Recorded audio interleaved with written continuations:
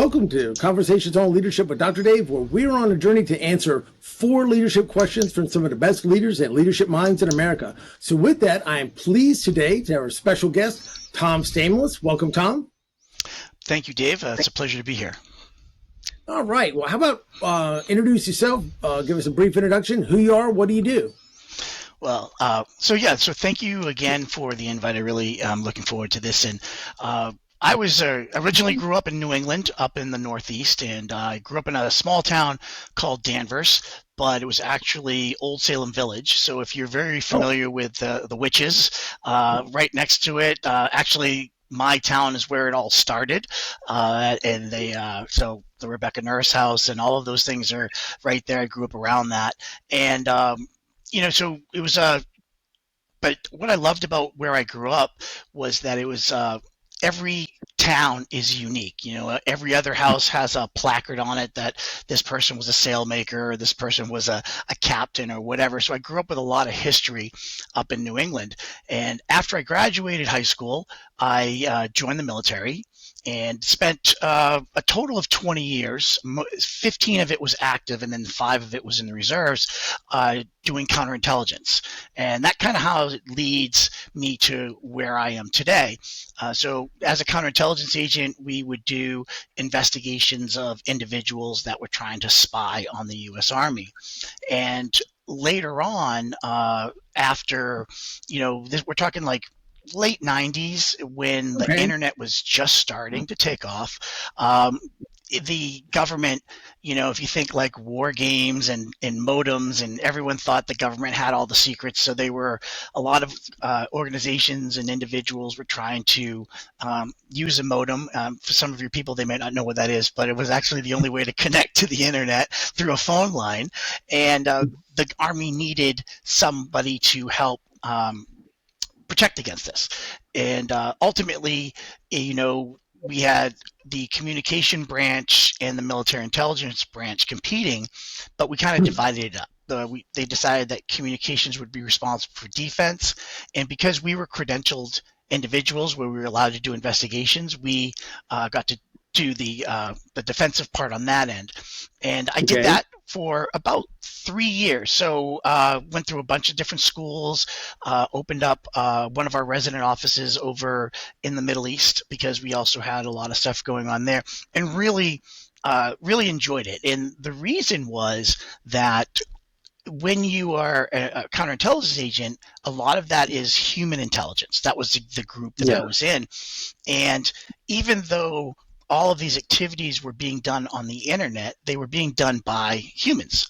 So they all had a methodology. So it allowed me to kind of take the experience that I had developed over my time as a counterintelligence agent and just move it from a human platform to the internet platform, even though there was a lot of similarities because everyone has a method of how they want to break into something or how they want to test something. So I got to use those skills, and it was really, for me, it was a great transition.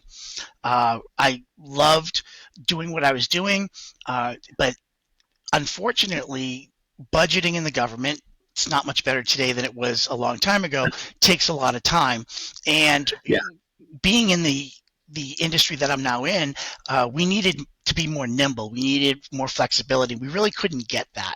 So I felt it was probably better for me to leave active duty and move into the civilian space. So in late 2000, I left active duty and became a cybersecurity consultant. And I started working for firms like KPMG, PwC, and was doing a lot of the things that I wanted to do, working with customers, doing threat assessments, vulnerability assessments, helping them build out a good posture. Because at this time, when you think the dot-com boom was right in that period, everybody was getting online, everybody was putting out websites, information, not really knowing what was being protected or what wasn't.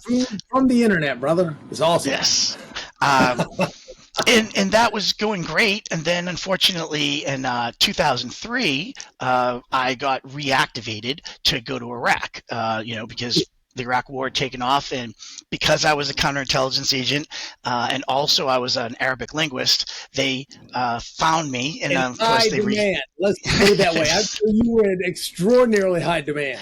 Yes, I hid for a while, but they eventually found me, and so I went to Iraq in 2003, and while I was there, though, back in the United States, that was when all of the financial fraud was occurring. We had Enron, WorldCom, Tyco, and as a result of that, the federal government released this new rule called the Sarbanes-Oxley Law, which was a law that was put in place to hold public companies accountable for their financial reporting, right? So they were looking for financial fraud so that we wouldn't have those types of huge crashes and thousands of people losing their jobs. So when I came back to work in 2004 after spending a year in Iraq, we became basically what we called SOX auditors, and because we weren't allowed to do the work that we were doing, because the rule was you can't perform professional services for companies that you audit because there's no independence. And I did that for a while, but it wasn't what I enjoyed doing. It was really just 100% audit.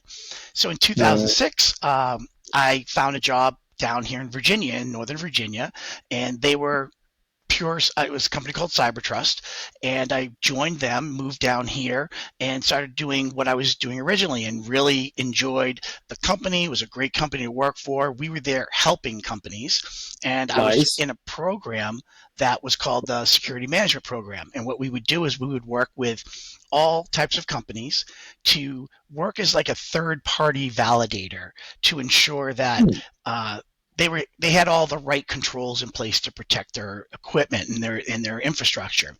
Of course, we got bought by Verizon a couple of years later, but because of what we did, they kind of left us alone. So we managed to maintain some independence and still deliver that great product. Because it was really, what was interesting is when I started there really was no compliance laws.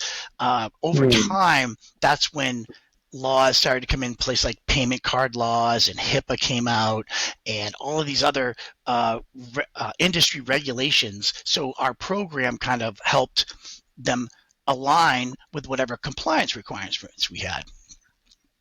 But what people don't understand is that compliance is the bare minimum. It's not risk-based. It's really just, a very binary yes or no. Do you have a firewall? Yes. It doesn't ask if the firewall's on. It doesn't ask if the firewall's installed. It just asks you if you have a firewall, and you answer truthfully. But that doesn't reduce any level of risk. Right. So in 2015, I left. A friend of mine called me, and I went to go work for a company called Alvarez or Marcel to build a risk-based program for larger institutions. And that was really wonderful because it's what we wanted to do, because when you did something, you saw a measurable result in lowering your risk and potential to become a victim of cybercrime. Did that. But at the same time, I was living in Reston, and I liked Northern Virginia, but I got to the point where I didn't want to live there anymore. It was just getting too crowded, too much traffic. So I had decided I wanted to move further west, out to like maybe Tennessee. But I'd been to Winchester before, and I liked Winchester. Winchester reminded me basically of my home. And that's what was interesting, because Winchester has a lot of unique characteristics.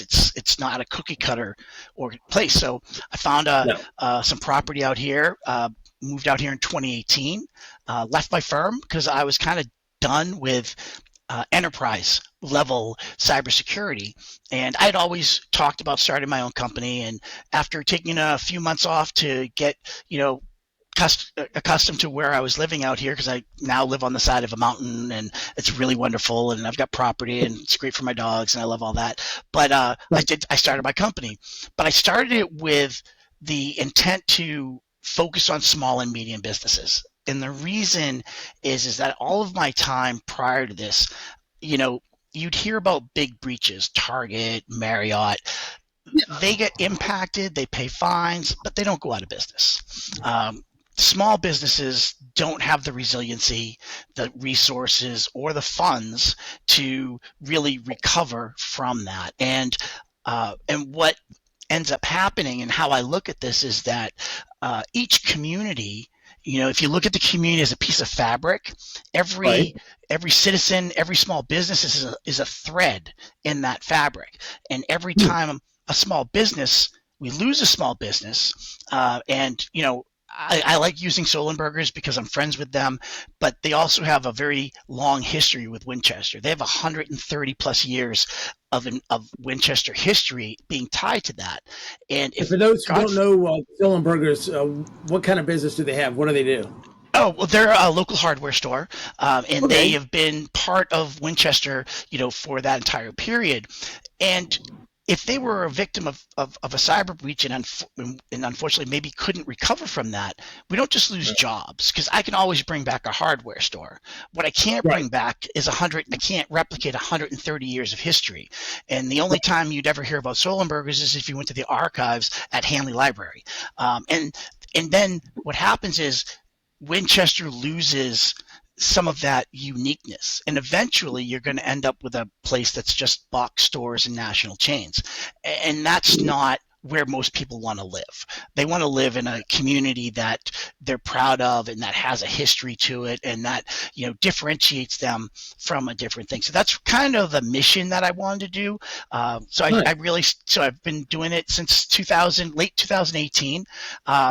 Specifically working with them because these local companies, they can't afford the larger companies, and the larger companies won't work with them because they're they're looking for larger enterprises. They're looking for larger deals. They're not going to spend the time, and that's where I've decided to focus. So I've been doing it I'm in my 5th year now, and I really enjoy working Right. with them because also you get to build relationships that you don't always get when you work with a larger enterprise. Well, one thing about larger enterprises too, before we get into our first question, is like I said, they would have to take on such a tremendous amount of volume for the infrastructure they have to be able to make it's not even hardly worth it. Versus I can keep a manageable amount of accounts because they pay larger amounts and still be able to make the kind of money they want without having to expand their infrastructure and their expenses to the degree that they would need to basically run on a volume type system that they would have to. Where they got a machine to feed. You talked about the PricewaterhouseCoopers and the KPMGs and all them. I mean, going to Northern Virginia and they've got skyscrapers with their name on it. I mean, they've got a massive overheaded infrastructure to maintain. Honestly, I mean, Right. that's something that being a little bit leaner, meaner, and more nimble is a lot easier for you to get in and implement something than it would be for them to be able to help somebody out. And you're right, it is. That's a great example with the hardware store because you're right. It's a piece of the area regional history that is gone, not just, oh, well, now we got to go to Home Depot. No, Right. it's a little bit more to it than that. So being able to keep those guys in business and share a little bit of information for them as leaders and business owners, how, that can really affect and help them is awesome. So with that, let's get into our first question. What does leadership mean to you, and what does good leadership look like? So leadership, to me, I think what I've seen a lot happen is that there's leadership and management, and a lot of times people confuse the two. They try to Yes. combine them, and that's not true. So, when you become a manager, and I'm going to steal this from Simon Sinek because I love what he says, but when you become a manager, you're no longer in charge of the program or of the problem. You're in charge of the people who are in charge of the problem. And you have to be Yep. able to step away from the being a doer to providing the oversight and the guidance to the people that are now going to solve the problem. And and also, I've used this term that the difference between a manager and a leader is a manager is the one that you hire to effectively cut down the forest. A leader is the one you hire to ensure you're cutting down the right forest.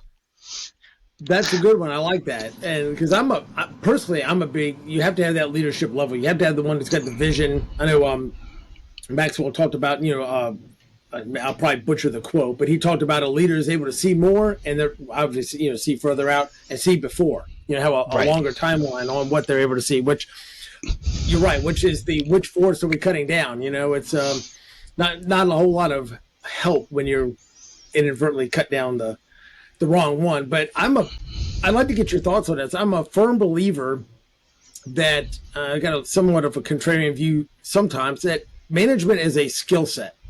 I have people that I've seen in management positions.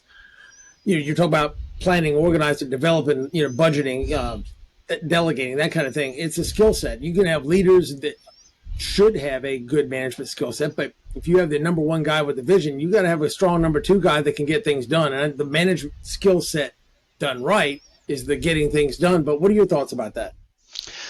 I agree. I think that so a lot of what I consider to be good leaders are more visionaries.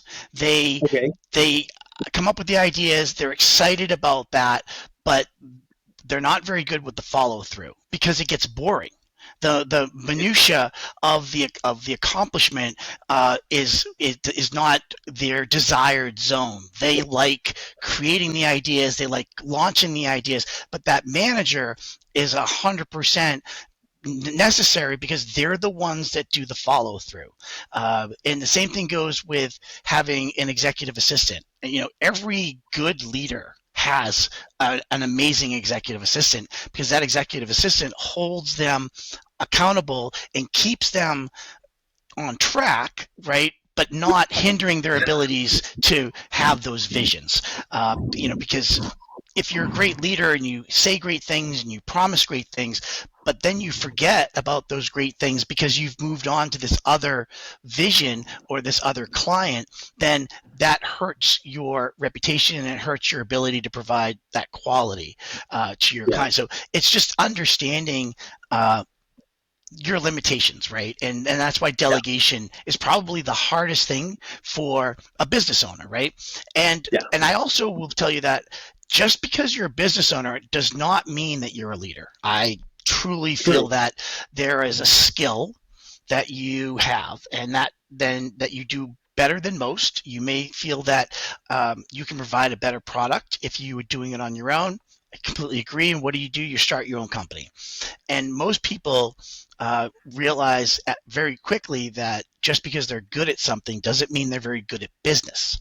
And that takes time. And then you realize, okay, I don't like doing my books and I don't like answering emails and I don't like invoicing and all of that stuff. So you hopefully will have enough business where you can outsource some of those things so that you can always stay in your desired zone, which is whatever that is, whether it be a trade or consulting, it doesn't really matter, but you want to stay in that desired zone where your value is, where you're providing those value, right?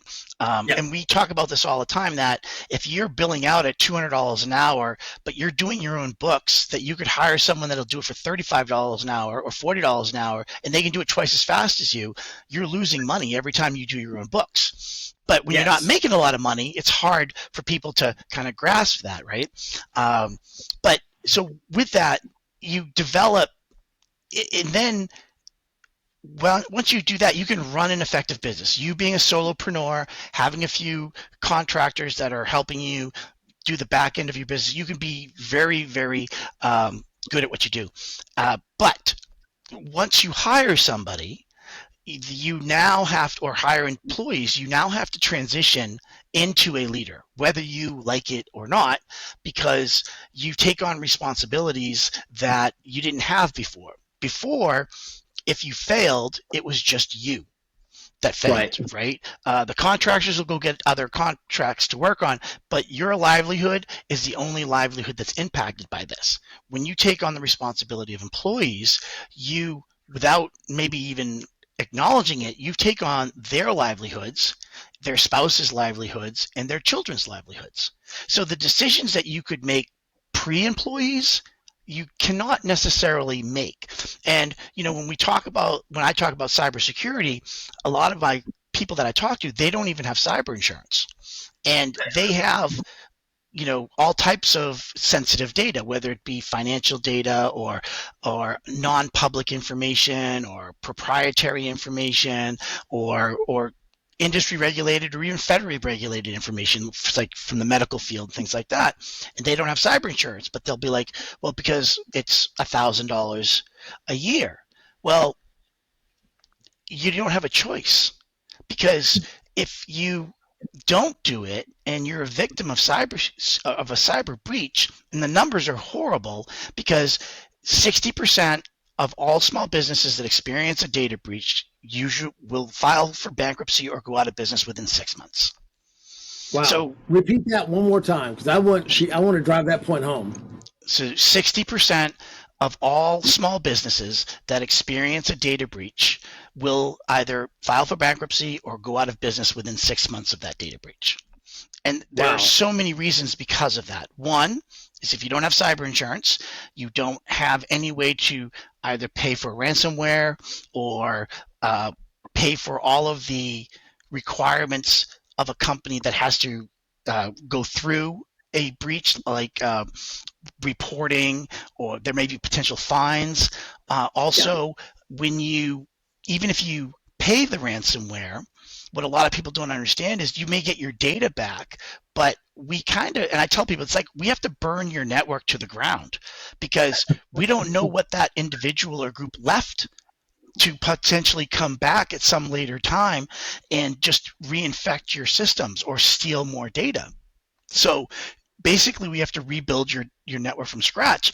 And that, even just an average IT company, you're looking at $120, $150 an hour. And if you have 10, 20, 30, desktops and servers, and you're looking at another, significant, $10, $20, $30,000 in recovery fees, not counting what you might have paid for a ransom, not counting all of the notifications, because you have to notify all of your clients, and past and current. It adds up quickly. And what happens is people they're like, I can't do this. I can't afford to stay in business. And they shut down. But from a leadership perspective, you now have to let all those people that were trusting you to make the right business decisions on their behalf, you have to let them go. Yeah. And I don't think any business owner wants to have to do that. No, I don't think so either. Now, I'll throw two quick examples, and we could follow up at the beginning of the next segment. But you were talking about somebody who's really good at what they do, and then you want to branch out on their own and do that. And the first thing I thought of was a dentist. So you have a dentist who's really good, and they're in a practice, and they want to start one on their own. They're a great dentist. That doesn't mean they're good, like you said, going to be a great practice manager. So the smart ones, they hire a hygienist to do the $40, $50 an hour work, while they come in and, like you said, do the $200, $300 an hour work. But also, if they're smart, they end up with a practice manager, an office manager that basically runs the logistics of getting people in, getting stuff out, getting things built and taken care of. And in that same example, say they don't want to have anything with cybersecurity, cyber insurance, whatever, but you've got hundreds of patients that are in your practice now, and all of a sudden you end up having a data breach and HIPAA, and all these HIPAA violations and the fines and everything that come in with that. You were talking about shutting somebody down quickly. That would be quite an expense for any small healthcare organization, a family practice, dentist, psychiatry, anything like that, to be able to withstand all the fines that come with the massive HIPAA breach. Right. And I also get a lot of pushback from people that says, I'm really not at risk. Nobody wants, I don't have anything of value. Well, two things. One is, you don't determine the value. The criminal determines what's valuable to them. You may not think it's valuable, but then again, so maybe you don't have anything of real great value from a data perspective. I'll give you that. Right. However, if I'm going to break into somebody's computer, I'm not going to do it from my computer. I'm going to do it from your computer. Because so I will break into your computer, I'll get control of your computer, and then I'll go break into someone else's computer. So when they're tracing it back, it doesn't come back to me, it comes back to you. So you have an obligation to protect that, not only for yourself, because would you really want the FBI, the local, police department from another city reaching out to you saying your IP is identified as attacking this or this individual, and you're like, I didn't do that, but you did because you didn't have the basic. I don't want to confuse people. It's not that hard to prevent this from happening, but a lot of people don't understand that. They think it's much more involved than it is, but it's those little things, right? I mean, we all talk about the fact that, you know, we have locks on our doors to keep an honest person honest, right? It's not, if someone really wants to break into your house, they can break into your house, right? The doors, the locks that we use, right? They're not bank grade windows. We don't have, most of us don't have alarms on our windows and things like that. We kind of have it set up as a deterrent. Well, the beauty of this on the internet is that criminals know there are so many people that aren't doing anything. If you do something, they don't want to spend any time with you because they don't have to, because they know someone else isn't doing it, so they'll just move on. So you are protecting yourself from initially. Now, will it be like that forever? Probably not. As AI gets better and we start using other techniques then yeah, but you know what? Let's focus on that when we need to focus on it. I think right now it's just making sure that you're not a victim, and you do the basic stuff to not be a victim. Now, what's interesting is if we don't self-regulate, the government's going to regulate for us. And that happened with HIPAA. It happened with the payment card.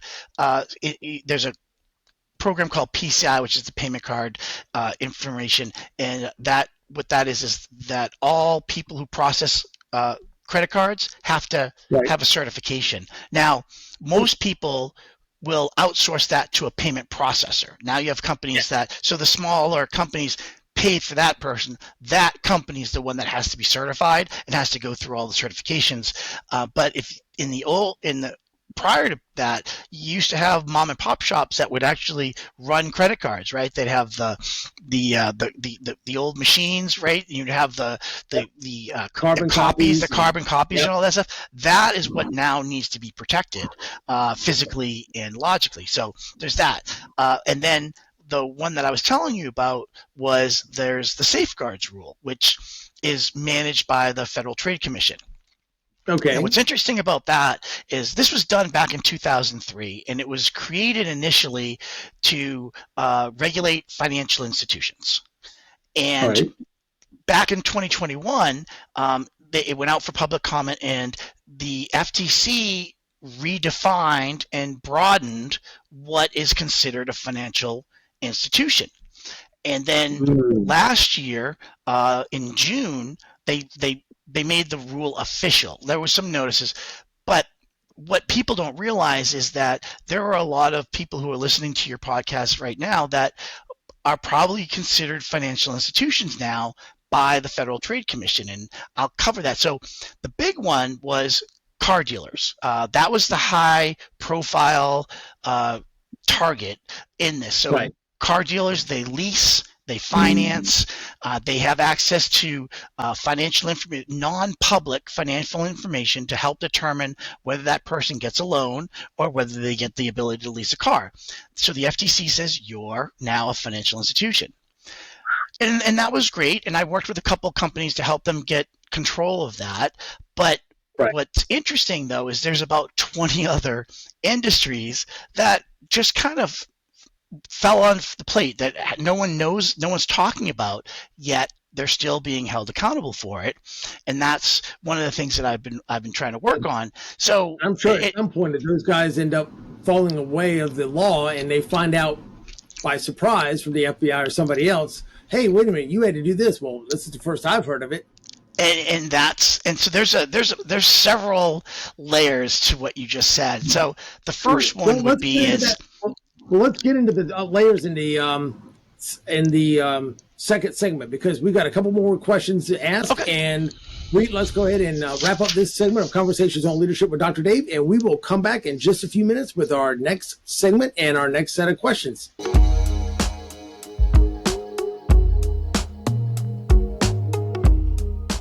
Welcome back to Conversations on Leadership with Dr. Dave, and we have been talking leadership and cybersecurity with Tom Stamulis, and he's our special guest today. So, Tom, we were talking a little bit about kind of some of the finance laws and some of the people that would end up becoming financial institutions and may not know that. Let's wrap that one up, and then we'll get into our next question about leadership challenges.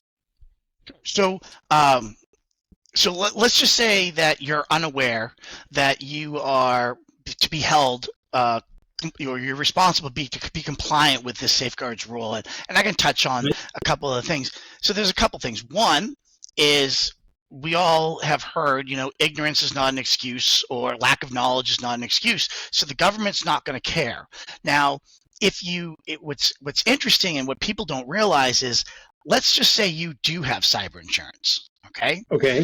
Most people, and I don't want to accuse everybody, but from my experience, most people aren't exactly 100% accurate in how they answer the questionnaire, and that's because their answers impact their premium, and they want the lowest premium. Or they are asked a question, do you have an information security policy? And the answer will be, I don't today, but I will by the time I need one. That's what a lot of people will say to themselves, right? So they'll say, yes, I have that. And they don't have to validate it. They have one by the time that they got the application, not by the time they need one. Right. So, because a lot of people in the mail, I'll have one. Exactly. So they bank on the fact that they're not at risk. But in every cyber insurance policy, there will be some fine print that talks about due diligence, ongoing patching, things like that. So you don't just get to get the insurance and not do anything else, okay? You are responsible for maintaining your security posture some way, whether that means updating your router, making sure that your systems are patched, basic stuff. It's kind of like making sure that you check your oil and change your oil. Just because when you get a leased car, right, it doesn't mean you don't ever change the oil. It doesn't mean you don't ever, rotate the tires, or you never change the brakes. It's not, you have certain maintenance agreements in order to keep that leased vehicle. And if you don't do it, there's going to be heavy penalties when you go to turn it in, or if the engine was to seize up and they realize it's because you never changed the oil, they're going to make you pay for it. And so I kind of use that where if you've ever leased a car, if you didn't do anything for the 3 years you had it other than put gas in it, it's probably going to break down at some point, and the lease company's not going to cover that because it was negligence on your part. Well, the insurance companies are going to do the same thing, and what that's going to happen is they're going to call them with a legitimate claim, and they're going to go through and they're going to ask you for that information security policy. If you don't have that, that's a problem. But then they're also going to say, you were supposed to be compliant with this FTC rule. And you're going to be like, what FTC rule? And they're going to say, well, we don't really care. So that you didn't, and we're not going to pay. So even the due diligence on your part goes for waste because you didn't do what you were supposed to do, right? Or weren't even taking the time to be aware of what you need to do. Right. Finish up. Let's get to and we'll get to the next question. Okay. So what was I'm sorry. The next question about. The next of the 4 questions. What was your biggest leadership challenge you've ever had? All right. So the biggest. So I've had a lot of different leadership challenges. I would say that honestly, the biggest leadership challenge for me, because I spent all my time in the military, and the military does an amazing job of training you to become a leader. Because in the military, as in the Army, right, we had a standard rule. It was called 1 up, 2 down, which meant that you had to know the job of the person 1 level higher than you and the job of people 2 levels below you. Because in a combat environment, you don't know who's going to survive, and you may have to do the job of someone senior to you because that person's injured or possibly dies. And you can't open up an Indeed ticket in the middle of a battle. So you have to be able to step up in that. And so they do a great job. But when in the civilian world, we do a horrible job of training. We spend thousands of dollars to train people how to do their jobs, right? We give them hours of Microsoft training, or hours of if you are a mechanic, you get thousands of hours of mechanics training, right? You get certifications. We do very little to no training on how to manage, and we do even less to develop a leader. Because I look at leadership I think everyone can be a leader. I think that there are people who have God-given talent but don't have the right mentorship, so they never exploit. It's kind of like you could be an amazing passer, but if you don't get the right mentorship to learn how to throw a football, it doesn't really matter how good your God-given talent is, right? Because nobody developed it. I think the same thing goes with, so you can have great people that have great leadership talent, but haven't fully developed it. And then you have people who don't have a lot of leadership talent, but they've received training, and they can be a good leader. They may not be a great leader, but sometimes you don't need a great leader. My biggest challenge was becoming a civilian and then hiring my first employee. All right. And this is where I get to do a plug for you, because when I did the community leadership program, the first one was we sat down with you and we had to do, we did our evaluation, the DISC evaluation, right? Yeah, the assessment, the right, behavior, DISC assessment, and competencies, yes. Which I never did before. And when I took it, I think I scored a 99 on the D, which means I'm an extremely dominant individual.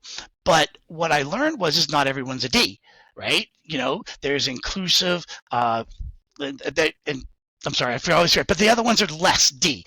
And the person that I hired, I had him do the DISC assessment, and I think he came as an I. And what I had to learn was that I can't treat everybody the way I want to be treated. Right? So when I'm working, I want someone to come in and say, Tom, I need this. I don't want you to ask me about my weekend. I don't want you to ask me how I'm doing.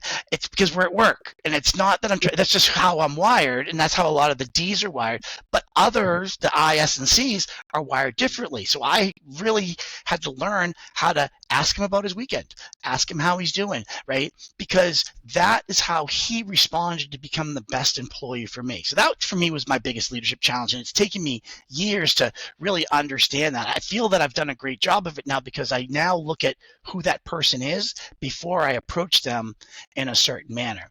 Now, I think the biggest mistake that leaders make today, and I'm going to talk about this in a business perspective, is that their business outgrows their leadership capabilities and they don't admit it. Or do they not even recognize it? They may not recognize it, or they may not admit that their business has outgrown their leadership capabilities. Because see, that's a reflection. You look in the mirror and you're like, you know what? I need a CEO, or I need an office manager, or I need someone. I've exceeded my capabilities of leadership. It doesn't mean that I'm still amazing at what I do, but I've exceeded. So either I need to hire a business coach, a leader coach, or another person to run something else. And you see that a lot of times with these great companies. The founders of the company are not the person who eventually leads it, because they don't have the skill sets. Perfect example of that, Tom. I got a perfect case study. It's Microsoft. Now, you have Apple, you have Steve Jobs and Steve Wozniak, they get co-founders, and they kind of move out together. One's the visionary, one's the doer. Well, look at Microsoft. It's funny because Bill Gates started it, and then Steve Ballmer came in behind, and he was the CEO, Chief Operations Officer. He basically was the get stuff done person. But do you know what number higher Steve Ballmer was? I don't. Well, it's funny because Steve Jobs and Steve Wozniak kind of came in, co-founders at the same time. Steve Ballmer was their 35th hire.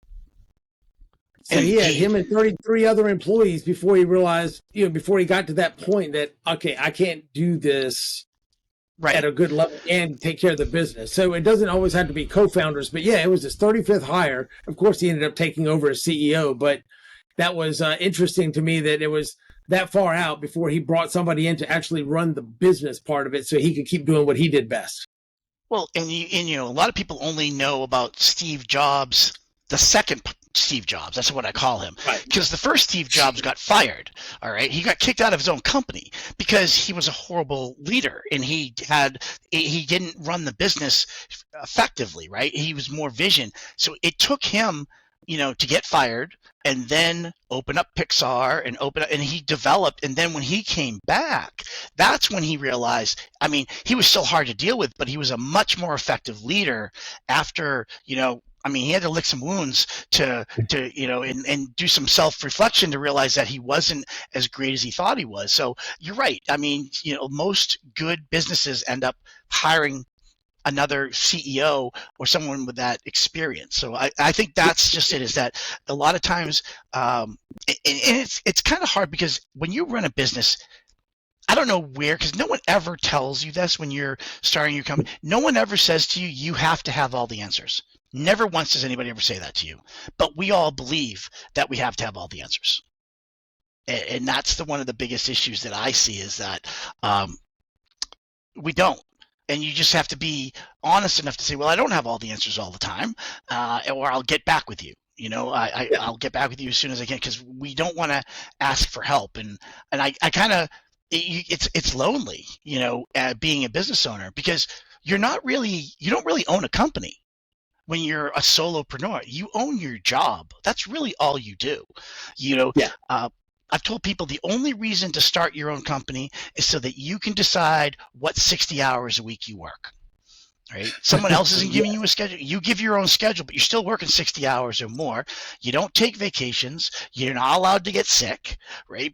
So you don't really own a company until you start delegating and you start getting other people to run things while you're away, right? Just like, I can't even sell my company. Someone asked me that. They said, what's your exit strategy? I said, death. I said, I can't sell my company because I said, I am the company. So unless I want to go work for somebody else, or I find a way to take what I do and, and scale it out, then I really don't have a company to sell. I just have my talent. So I think those are the things which, like I said, as a leader, you've got to learn when you've hit that threshold, and where you either need help or where you need to get someone else to manage things so that you can do the things you love to do. Yeah. Well, I want to double back on a couple of things you said and follow up. One, it was great having you in the community leadership program and going through that assessment suite or whatever. But one thing that I thought was always funny every time I do those is that people think, oh, the golden rule is the best for everything. And there's one thing the golden rule really isn't good for at all. It's great for everything in life except for communicating with others. Just like you said, if you're the high D, you're the 3 bullet point kind of guy, man. I don't want to know about the weekend and the wife and kids, man. Just tell me what you got to tell me and get out, right? But if you go around vomiting 3 bullet points on everybody, you're probably going to piss off about 3/4 of the population and realize, what did I do? I'm being me, and not realize that it's more platinum rule communication, where it's more communicating with them how they would like to be communicated with. And if you don't have an assessment on somebody to know where they're at, that can be difficult, but it's trainable to where you could find big rocks, right? Okay, well, I'm not putting anybody in boxes, but the way their mannerisms are and the words they use and how they carry themselves. Is this person more or less in the range of a DIS or C? And, okay, if I think they're a high S, what do I need to do to adapt to theirs? And what do I need to avoid to not step in a pile of poo either? Right. And just for clarification, it's not that we don't care.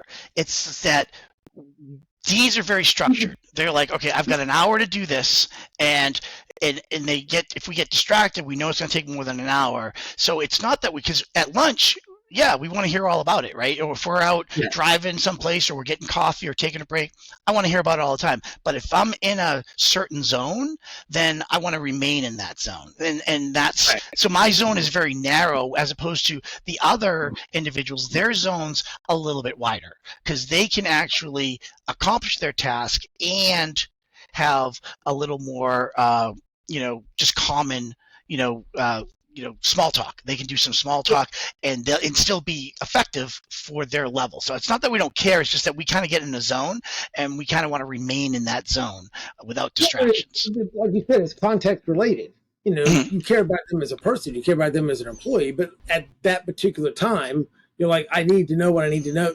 When, like I said, when you're focusing in the zone and you're trying to get things accomplished, and those things it's a great way to put it. It's distractions. It's keeping you out of your best zone of confidence. But once you step back a little bit, especially as a business owner, and see it kind of at the 30,000 foot level, you're like, okay, I want to be able to be as effective as I can be, but if I don't basically get along as well as I could and as well as I should with my people, and I don't, keep those relationships top of mind, yeah, I might get a little bit more done now, but in the long run, I start disengaging them. I start, ruffling their feathers. And at some point they start pulling back a little bit. And then eventually they end up, it ends up being turnover and they end up leaving because they're not getting communicated in the way that they need to.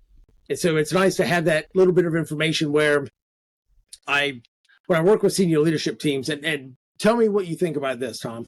One of the things when I work with senior leadership teams, say you got a CEO and the C-suite and a couple of VPs. Well, I love say the CEO has 6 or 7 direct reports. Well, you get those comparison reports. You see what yours is, you see what theirs is. Ways to communicate with Tom, you pick your top 3. Ways to communicate with Dave, or I pick my top 3. And more importantly, flip the page. Ways not to communicate with Tom, the stuff that really ticks you off, right? And way not to communicate with Dave. Well, when you go through all that with 6 or 7 direct reports, 2 things happen. How all 6 or 7 of them like their communication. So you can arrange your team meetings and your communications in that manner, and then, customize them directly. But more importantly, if the CEO is the high D, every single one of the direct reports knows exactly how the boss wants their information fed to them. So they know, so you're not going to get the ramble on story, how was the weekend or whatever, when they come to you. They know if you're bringing something to me, here's how I need it to be done. And then that way, all the information is falling to you the same exact way. And then the impetus is on you to kind of customize it as it goes out, but it makes your job more efficient because you're getting info how you need to be able to structure and process it to be most effective. No, I agree, and it's funny because you also bring up an interesting point that what I see a lot of leaders struggle with is when an employee makes a mistake, right? They automatically want to blame the employee, but is it really the employee's fault, or is it that you didn't train the employee well enough so that they could do the job, right? And a lot of times that's the problem. The problem isn't the employee, the problem's you, right? So, I mean, I joke about this with a lot of people, but, in all of the relationships that I've had throughout my life, right, whether it be a marriage or a girlfriend or whatever, what's the common denominator? It's me. So is it always there? Are they always the problem, or no? Maybe there's a mixture, right? So I think as a leader, when someone does something wrong, whether it costs you $1,000 or $10,000, is it because they did something negligent, or is it because they weren't trained well enough or empowered well enough by you? So, and that takes a lot of, you have to look in the mirror. And like I said, that is something that's very hard. Most of the time, and my employee, he left last year to go work for the Department of the Navy, but because that means I just trained him too well, which I have to live with. But if he ever made a mistake, that was the first thing I'd ask myself, like, why did he make that mistake?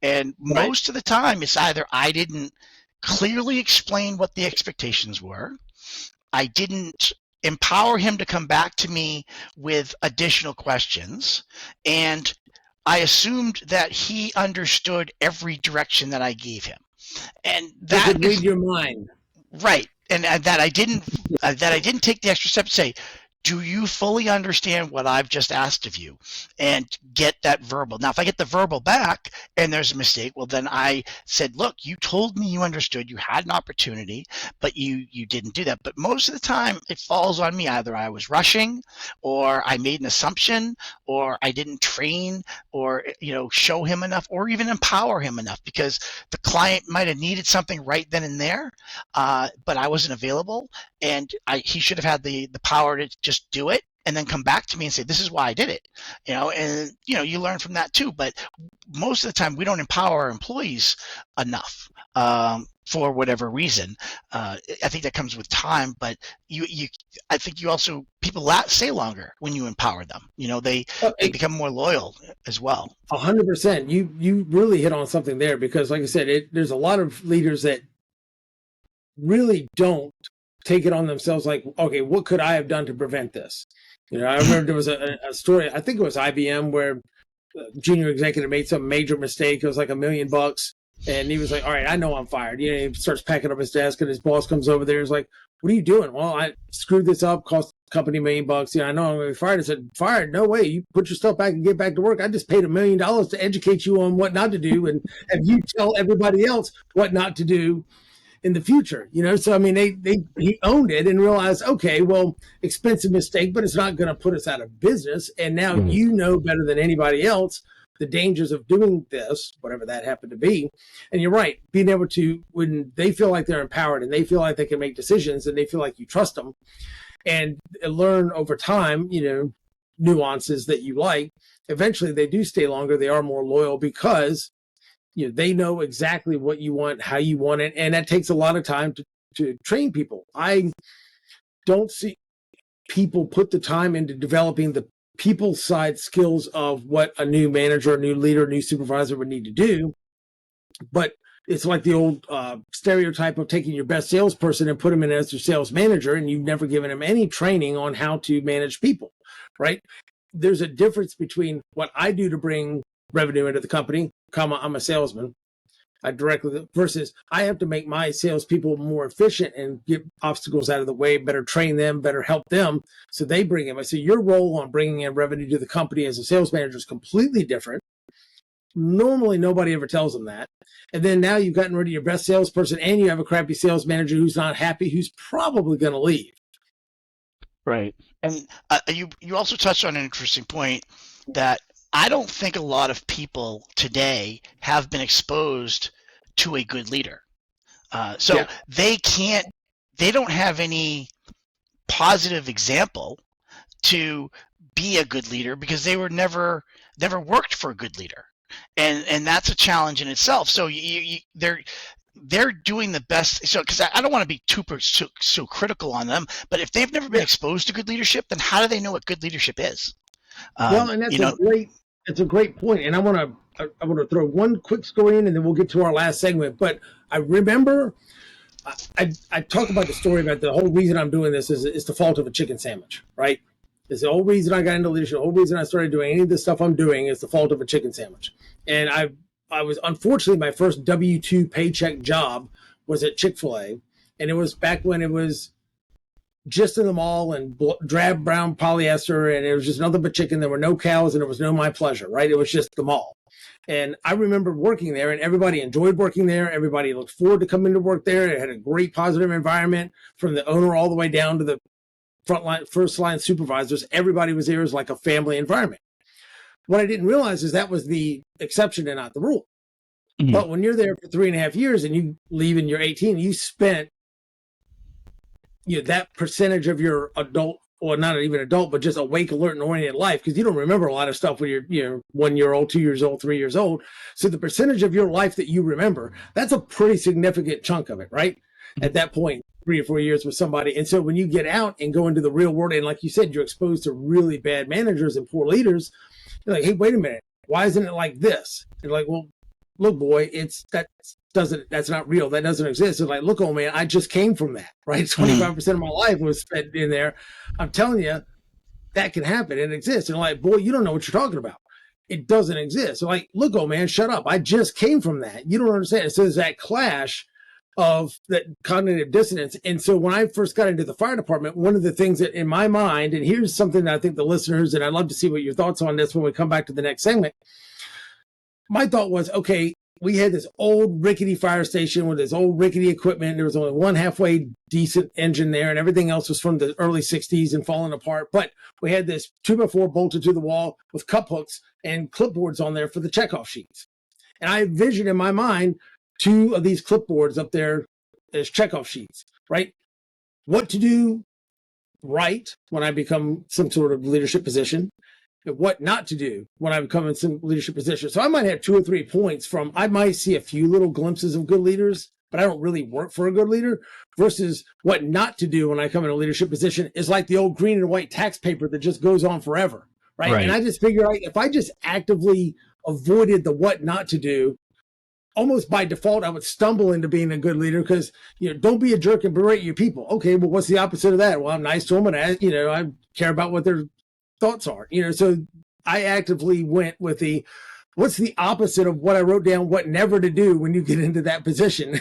Do the opposite, and you'll probably stumble into at least close enough to a good leader for government work. Yeah. You've touched on so many things. It could be a completely separate podcast on that, but I think our society it has to change, because right now everything's about shareholder value. It's about earnings. It's about profits. It's about cost cutting, right? It's not about, but because they never say, well, how much does it cost to replace an employee, right? The first thing they want to do is cut employees. So fine, you cut 10% of your staff. Well, how do you think the other 90% are now going to work? Because they're worried about their jobs. They're not worried about that. So, because we need leaders to start standing up to shareholders saying, look, I'm building a company. I don't care about quarterlies, all right? I can't run a multi-billion-dollar company every 90 days, all right? We all agree that you can't turn an oil tanker on a dime. Why would you expect to be able to turn a $10 billion company on a dime, right? It's impossible. And you need leaders to start saying that to the shareholders, say, look, you're either in for the long term or don't invest, right? Because we're going to grow this business. We're going to invest in our people. We're going to cut back on our turnover, because we lose all of this talent. We lose all of this skill. And that's going to have to be a huge paradigm shift. But I think it could start with small businesses too, because what a lot of people don't realize. Go ahead. I would love to touch on when we get back to our next segment, but you hit something that I think would be a great case study, and I really want to get your thoughts on. So let's wrap up this segment of Conversations on Leadership with Dr. Dave, and we will be back in just a moment. All right.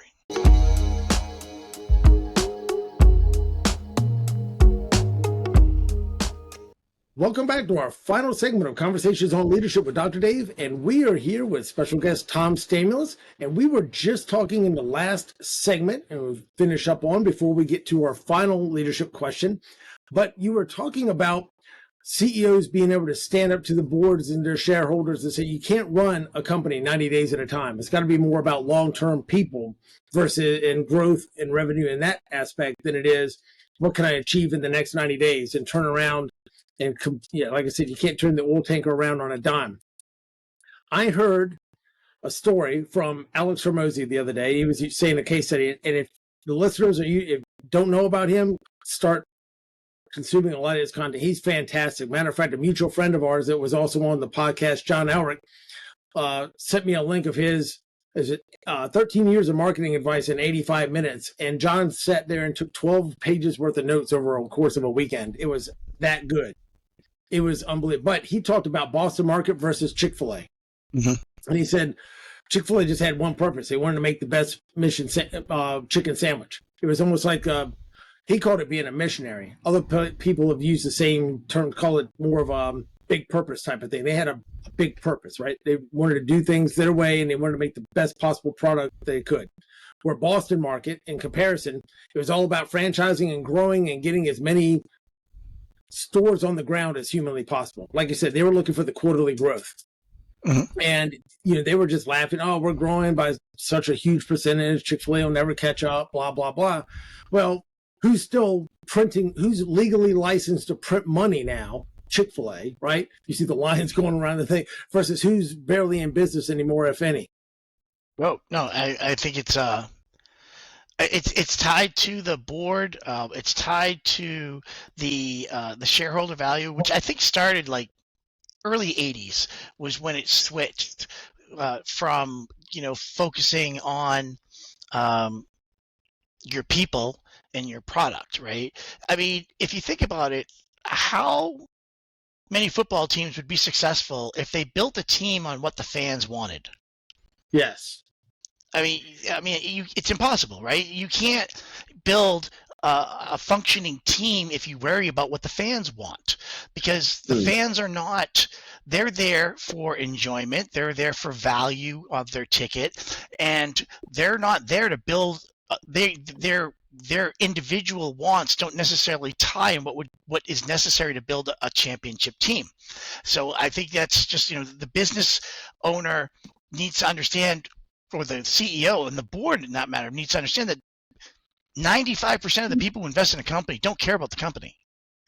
they care about the dividends. That's all they care about. Right. And and then I think it was Arm and Hammer that said only invest in what you know or what you use, Yeah. because if you're using it, most likely others are using it. So if you invest in what you use, then you're investing in a company that you use and that you want to be successful because you like using that product.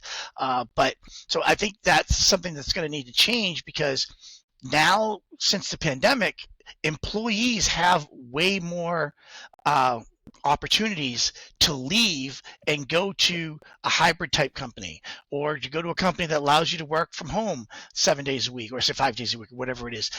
So you have to find ways to keep your people. And I'm Gen X, but my daughter is as a millennial, right, or two millennials.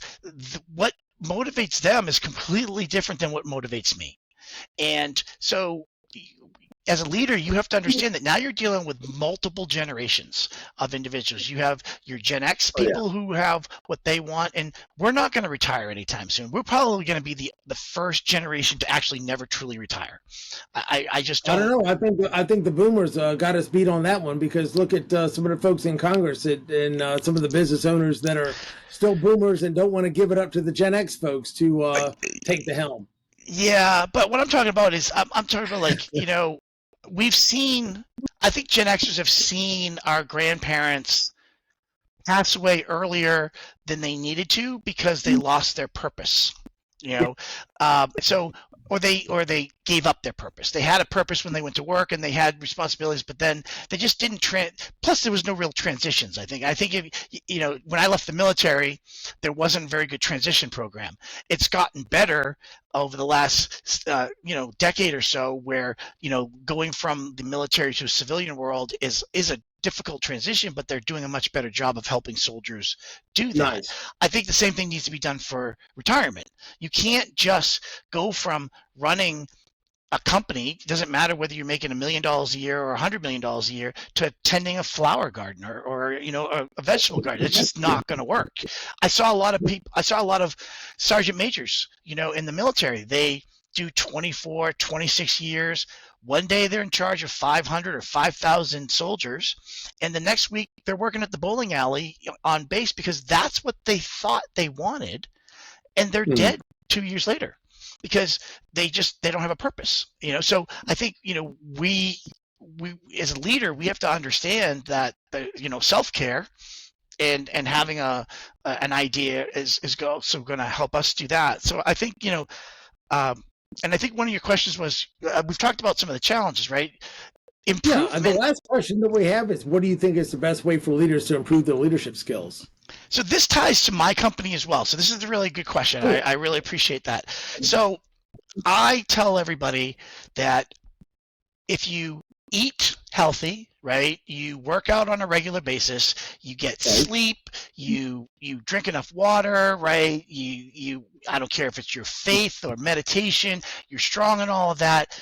There's still one thing that you do every single year, and that is you go get a physical at your doctor. Why? Right? You're eating well, you're doing everything right. What do you need to go see them for? You go see them for what I consider 3 reasons. Number 1 is to validate that all the things that you are doing are effective.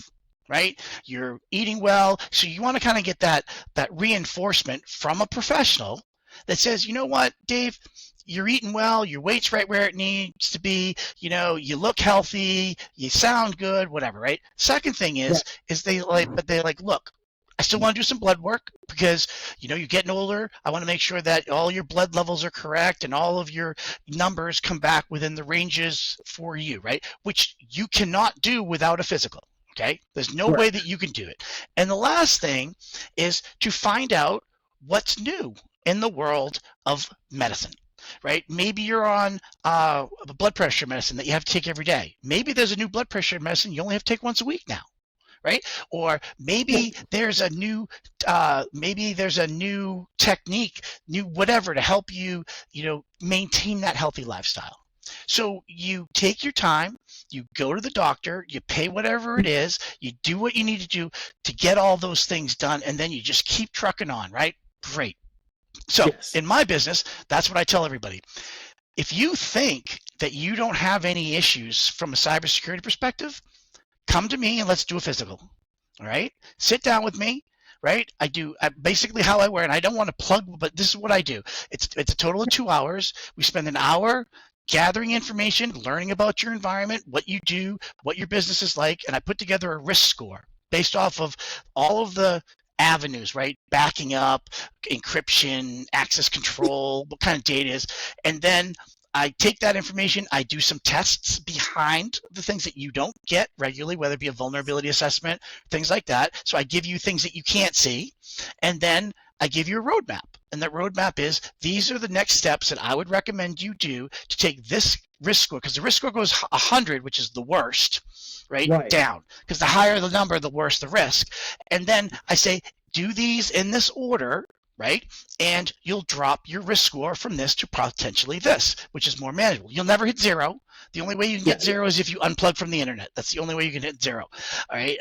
But you can get down into like the 40s. And the questionnaire that I asked is not so intensive that it addresses every minutia of risk. It addresses the high level stuff. And then I give you that roadmap, and you have a choice. You can either throw the roadmap away if you want, I don't care, right? Or you can do it all yourself.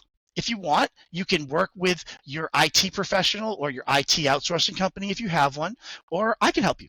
So you have a flexibility to look at it. Some of the recommendations I tell you aren't going to have any cost whatsoever because they might already be built into what you already have in place. So we leverage those people, the processes, and the technology that you have in place to give you that roadmap to make you be able to run your company with confidence, because nobody other than me started their company to worry about cybersecurity, right? But you do want to run your company with confidence that you are not going to be a victim and that your livelihood is not going to be damaged. I think the same thing goes with leadership. I think you need to go to a leadership professional and you need to do a leadership physical, right? Whether that means maybe that leadership, like yourself, maybe you say, take this assessment, there's the DISC assessment, there's the Colby assessment, but you can say, well, what do you do?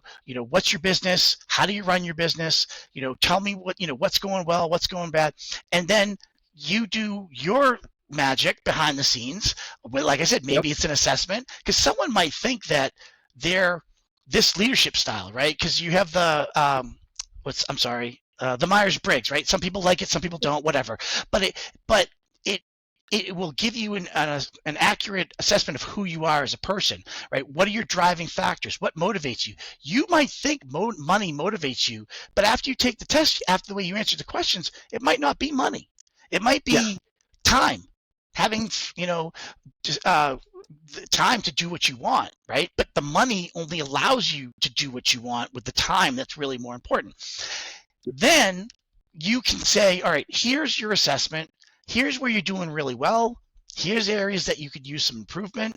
I'm here as a leadership coach if you want some help, or you can go read this book or read that book and do it yourself. But you're doing great in some areas, but if you really want to, like I said, if your business has grown beyond your capabilities as a leader today, you either have to get someone else to run your business or you have to grow as a leader. So I think that's the one thing. Just take an assessment. It can be humbling, right? But it can also be, like, I'll be honest with you. I financial advisors, right? I do not want a budget. I don't want to know what I spend.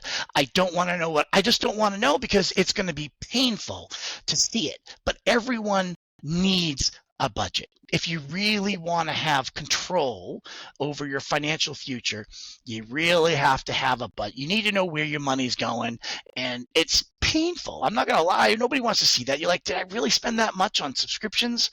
And you're like, okay, I need to get rid of that one. I haven't used that one. So it's a process, but when you're done, at least now you have a view of where you are. And if it's where you want to be, great. But if it's not where you want to be, at least you now have a starting point to get where you want to be. And I think it goes with leadership, health, cybersecurity. It really doesn't matter. We just have to have we have to be humble enough to just say, look, I need an assessment of where I stand. Because if you don't, then you're probably never going to get the scale. You're Yeah. never going to have, I mean, if your goal is to have $1 million company, it's hard to go from 6 figures to 7 figures. It's easy to go from 5 to 6. All right. But Yeah. it's hard to go from 6 to 7. Okay. Because if it's just you, there's only a finite amount of time, right? And you have two choices, right? Hire employees or raise your rates. And at some point, you're going to hit a threshold on those rates, right? You could be the Right. greatest lawyer in the world, but if you're charging $1,200 or $1,500 an hour, there aren't a lot of people in Winchester that are going to pay for that if you want to just stay Yeah. in Winchester, right? So I think that would be the one thing that you could do is just get an objective view, right? Don't sign a contract with anybody yet. Just say, look, I need an assessment of how I am as a leader, and then from Yeah. there, make a decision on whether you want to work with that person as a coach or whatever. Yeah. No, I personally think, and you were talking about it can be brutal, whether it's on the financial end or the leadership end. I remember took the same exact assessment that you did before I, went out to Scottsdale for a couple of weeks for training. And it was funny when I first read those 3 paragraphs at the very front of the assessment, I was like, dang, that's kind of harsh. And I mean, I was just kind of put off, for a little bit. And then I realized when I went back and reread it, I'm like, well, that's probably a little bit more truthful than I really want to admit. And I've had folks in workshops, it's hilarious that, this ain't me, this ain't me. And I said, well, let the person beside you read it. And they're like, no, dude, that's you. And it's like, oh, it still ain't me. Well, let your husband or wife or spouse, partner, girlfriend, boyfriend read it. They're like, no, dude, that's you. And they're like, still don't believe it. And it's funny, I'll give them a second one. Very rarely, but every once in a while they keep throwing a fit. I'll give them a second one. And had a CEO one time said, hey, can you just to keep them happy, right? Just give them a second one. That way, went in there, and so instead of taking about 15 minutes to get the main part of it done, it took them like almost 40 minutes. They must have read every question 1,000 times. And you know what? That comes back to 40 years of hard science of they were almost mirror copies of each other. Mm-hmm. And then when I gave them the report back, they were like, oh, maybe I just don't like what I'm reading. I'm like, maybe, I don't know. And like you said, so we've already talked about. So when we talk again, I think another one that you would talk was that 10,000 Small Businesses program that I just graduated from, and I'm really looking forward to share that with you, because that is kind of a thing that every small business owner has the ability to join and to assess their capabilities on multiple areas, and then work with other small business owners in a positive environment to help you grow, because the whole project is to really help entrepreneurs grow and to hire new people. So that would be a great segue for us at some point to get into the 10,000 Small Businesses program. Yeah, well, I would love to have you back on a future episode to talk about that, because we had an offline conversation. It sounds absolutely fascinating. So I promise we will get you back on another episode. So let me ask you a quick question. Tell our listeners how they can connect with you, your company, visit your website, whatever. Tell them about all the goodness of Tom Stamulis and your company. How can they reach out? How can they get a hold of you? How can they, if they have some cybersecurity leadership concerns, how can they get in touch with you, Tom? Sure. So thank you. I'm in a bit of a transition, because I graduated this program. I've just graduated at the end of May. I've kind of evaluated my social presence. Prior to this, I've always done webinars. I worked with the Small Business Development Center for a couple of years, and I would do weekly Facebook Lives, and I did webinars with them. So my website, so the name of my company is True North Group, and the website is www, and it's tngllc.com. So True North Group LLC or tngllc.com. I am on Facebook, so I have a True North site on Facebook. I'm on Instagram, on LinkedIn. It'd be I think I'm the only Tom Stamulis on Instagram, so it's STAMULIS. So I'd love to connect with that. But one of the things that I'm doing is so we talked about the safeguards rule. I actually have a questionnaire that I'm going to be launching in about a week or so, where you can go click on the link, it's just basically all I care about is your name and your email, so I can send you the report, or love to do that. But it will ask you some key questions to help you identify whether the safeguard rule applies to you. And then from there, if you want to set up an appointment to talk about the safeguards rule and how, because the problem is that, is the FTC going to knock on your listener's door? No. But if they were to have an issue, then there's going to be that. And like I said, if they have cyber insurance, the insurance company's not going to want to pay. They're not going to pay because you didn't do what you agreed to do. And the FTC can also leverage fines, and the fines are ridiculous because they were built for financial institutions. So it's $11,000 a day per incident per day. And you don't want to be that company. No, if you're talking about Chase Manhattan or Bank of America, I mean, that's pocket change. They don't even think about it. But if you somehow fall under this rule now, you're considered a financial institution. You're talking about car lots before. Even just say a small mom and pop used car lot, 11,000 a day. They'll be give them a couple of weeks, they're done. Right. And it's because it doesn't scale. It doesn't say, well, if you only have less than 500 people, you only have to pay this much money. That's just not how the federal government works. But it's a lot less expensive to not be impacted by the safeguards rule. So there's that. And for any of you, for individuals that have like groups, I'll speak at Kiwanis or Rotary, or actually I talked to Paul, so I'm going to talk to the Rotary at some point. But I like doing. I think I worked with you. I spoke at SHRM one time, right, which is the human resources group. So I'm happy to do that because a lot of the stuff that we talk about from business can also be used to protect your own personal identity and your children's identity. So there's a lot of carryover there. So it's not just if you own a business. A lot of these things are good practices that you can do on your own personal devices. Well, we'll have to see about links. We'll make sure that we have your website in the description, and we'll also make sure that if it's up and live by then, we'll make sure and put the link where they can get to that quiz to find out their business, do they fall under that standards that as a financial institution. And I think the last thing I would say is, look, if I was going to recommend anything, seriously consider if you have data or if you care about your business, and it's not trying to be mean, but if you care about your business and you care about your employees, and you don't want to have to call them on a Sunday night and say, look, you can't come to work tomorrow because there's no business to come to, right? And that is that can potentially happen, and we don't want that to happen. Consider reaching out to me and getting that physical, all right? For the money, the value is going to far outweigh that. And what's nice is it's not everything's bad. You're probably doing some great things, but it would be nice to have a professional expert tell you, yeah, you're doing some great stuff here. Continue to do that, right?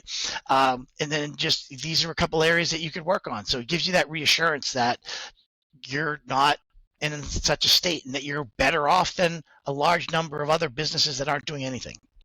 Well, I think having that validation as a leader and a business owner, knowing that how I'm handling my IT stuff and how am I handling my data, even though, like you said, they want to do what they do best. IT and data is probably, if they were great at IT and data, they would have started an IT and data or cybersecurity business, right?